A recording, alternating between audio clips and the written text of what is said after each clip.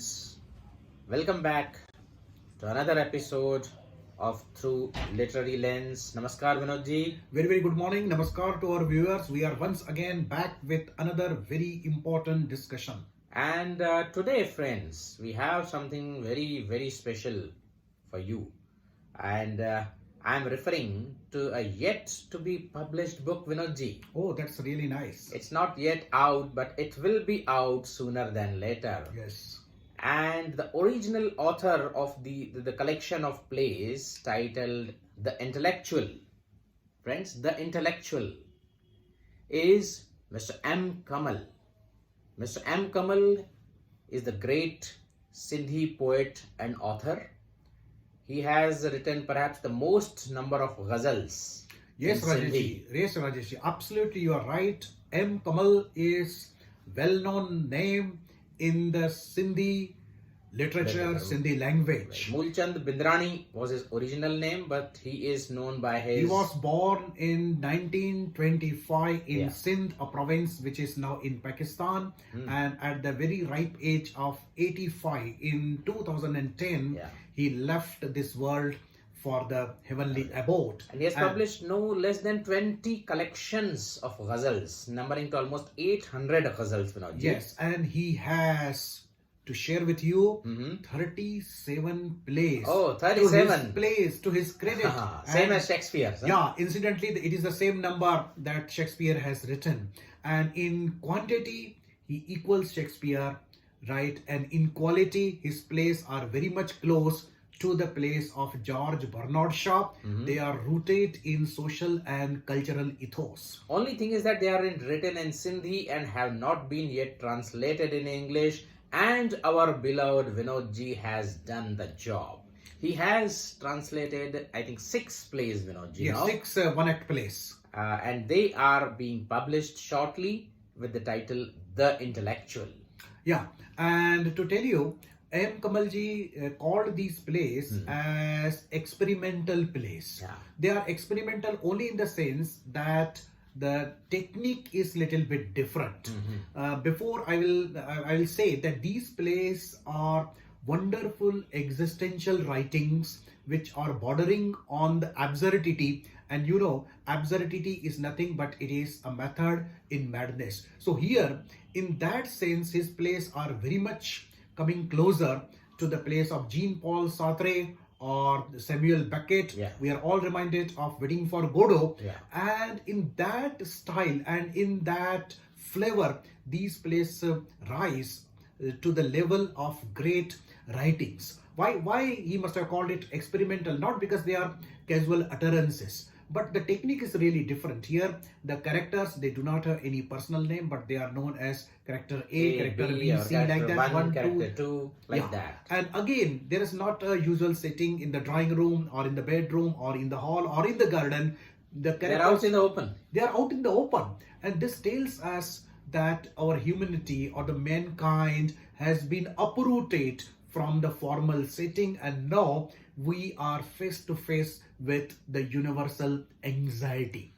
And there is no substantial action as such which you look for in the play. That what happened, if somebody asks what happened in the play, there is no formal plot. There is no formal plot. There is no formal setting. There is no formal characterization. But why do you not see the impersonality of the names? Generally, usually even Samuel Godot's Waiting for Godot, Samuel Beckett, it has the names of the characters. Yeah, Samuel Beckett, basically it represented the tension and the stress that was there because of the 2 world wars.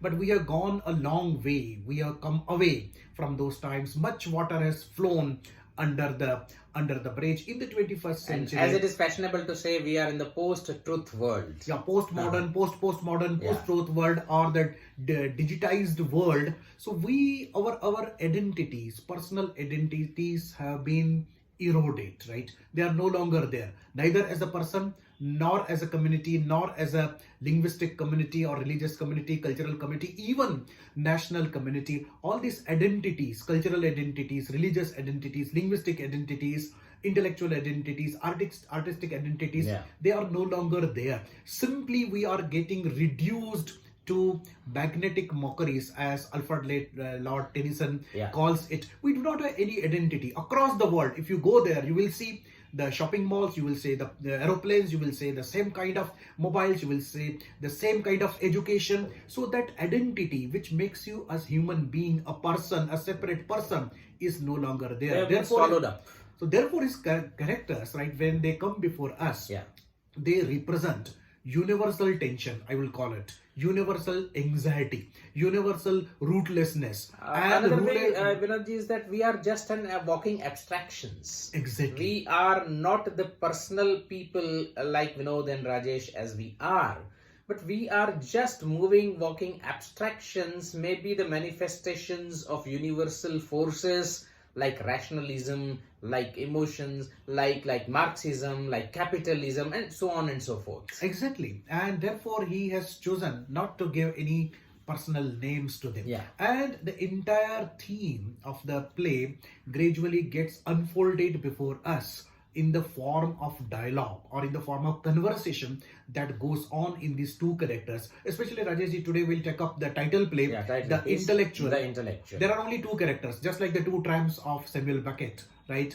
And the tramps of the Samuel Beckett, when they converse with each other, it seems everything is so meaningless, so absurd. Here, outwardly, what these two characters of M. Kamal say, that also appears to be quite meaningless. But the moment you try to go beneath, you look at the subterranean currents, it is full of profound meaning. Their work, their speeches, their conversation rather, it is full of profound meaning. And we, as we go through the play, we are simply startled because they make comments on history, on social institutions, on contemporary political and social problem and identity crisis. All these things are so casually brought out before us, though they may seem absurd, but they are definitely not absurd. But he is delving deep into the existential dilemmas, existential questions.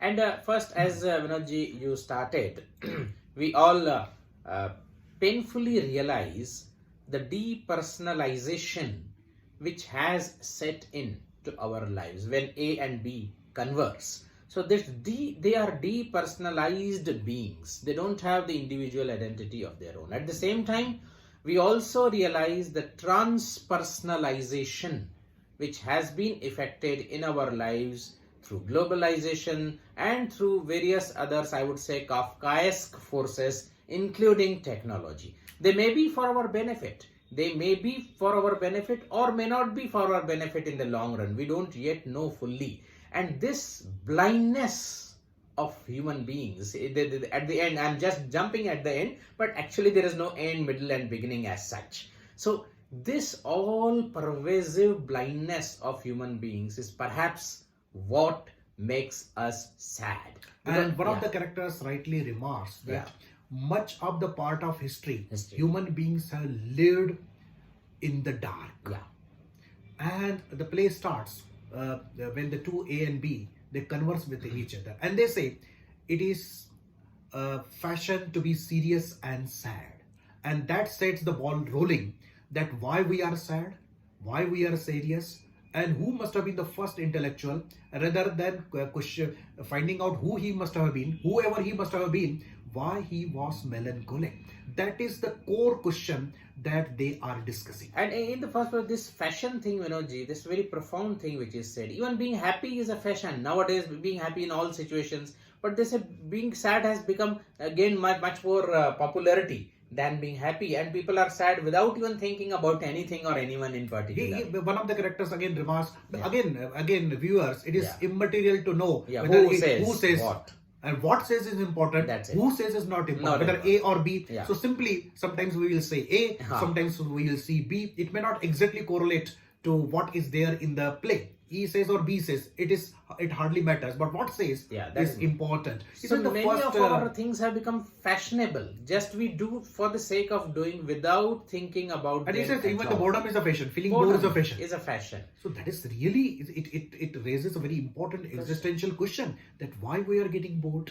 We are living at such a surfacical level that for all our emotions and thoughts, we don't have any meaningful antecedents. We just think and act and feel just because all others are doing it, or it is what is expected of us. Then interestingly, it is said that the first intellectual, he must have been sad. He must have been sad after much thinking. But today we become melancholic without thinking. Just because it is a fashion to do so. This brings out the hollowness of the modern intellectualism. Yeah. We are not able to think something, and then by the outcome of it we can be happy or we can be sad, but without thinking we become sad. So this is a wonderful commentary. If you examine the national and international affairs, you will realize that all things have been done without thinking. Yeah. Without thinking. World War I, World War II, fascism, Nazism, and even this the ghost of the capitalism which is devouring the entire world. Is there any serious thinking behind it? Not at all. Just because it's fashionable. Now free market is fashionable. Yeah. That's why I do. Liberal democracy is fashionable. Freedom is fashionable. Higher education is fashionable. To endorse whatever the science says is fashionable. But we do not know what we are robbed of. Then they say that history repeats itself. Similarly, The fashion repeats also, itself. Yeah. So then in the course of their conversation, many things very subtly the dramatist brings before us. And why this fashion must have been, this ball must have been set rolling of this gloom or sadness, or that's what they think about. Now that they are trying to probe the question Yeah. that why that the first intellectual must have been melancholic. So one of the characters says, perhaps because he could not live authentically. But And- then say, no, it's not only the case of losing one's authenticity, but it's the case of we have adopted the alien ways. Now here the play also acquires satirical tone. Yeah. He says we behave like dogs, we behave like chameleons, and we behave like other animals, we behave like monkeys, and when we adopt to their behaviors, perhaps that is useful. That's how we have- rewarded. That's rewarded. That's how we have survived. And this takes us to the central inquiry of the play, that the human beings are not able to live like human beings. They are not able to feel like human beings. They can feel like a dog, they can feel like a lion, they can feel like a chameleon, but they cannot feel like human beings. And that is perhaps the tragedy. That is perhaps the cause why this intellectual must have been melancholic. And then this is, if he was an intellectual, he could not be weak. Yeah. He could not have committed suicide, because intellectual, by the very virtue of being intellectual, has to be strong. And then the other character says, yes, he must have been danger to others. And therefore the people must have murdered him and called it a suicide. Yeah, and they have tried to cover up their murder, and therefore they called it suicide. And then he says, then we are living among the murderers. Again, this is a very important sentence. We are living among the murderers. So if the Karl Popper, right, the contemporary philosopher, what he says, that what is history? History is nothing but international crimes and mass massacres, and therefore we are murderers. We are living in the murderers, right? What is history? History is replete with mass murderers. So that is all. It's a corpses. It's a collection of the corpses. So this is a very important point that his character is making. And then this satirical vein goes on. What is international property? First of all, as if I am a public property, the one of the characters remarks, you are speaking as if I am a public property. He says, no, I think you are an international asset. And what is an international asset? They are the ruins of the nations which the other countries look after, like Mohenjo-daro. Again, the entire agony of the colonial discourse is brought about here, because the ruins of one nation are managed by the other nation. So what this colonial discourse was all about, the entire project of the colonialism was nothing but it was the systematic plan to reduce the civilizations into ruins and to take the credit that they are managing the people. Ruining the nations so that you can look after them.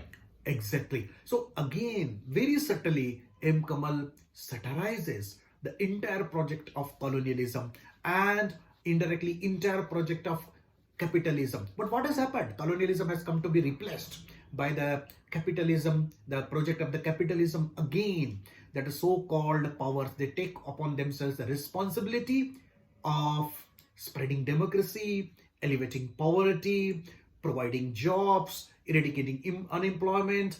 But what exactly is taking place? Let's say it better. There are the people who are critics of this globalization and capitalism. But being an artist, M. Kamal just throws the hints, and initiated readers are sure to catch these hints. And Vinodji, one interesting line of argument they pursue, that's also important. He says whether the intellectual was sad because of the past historical blunders or failures, like Krishna's failure in preventing the Mahabharata war, or the Kaikeyi's conspiracy to expel Ram, or then Alexander's invasion, or Genghis Khan's destruction of civilization, or what not, world wars and all.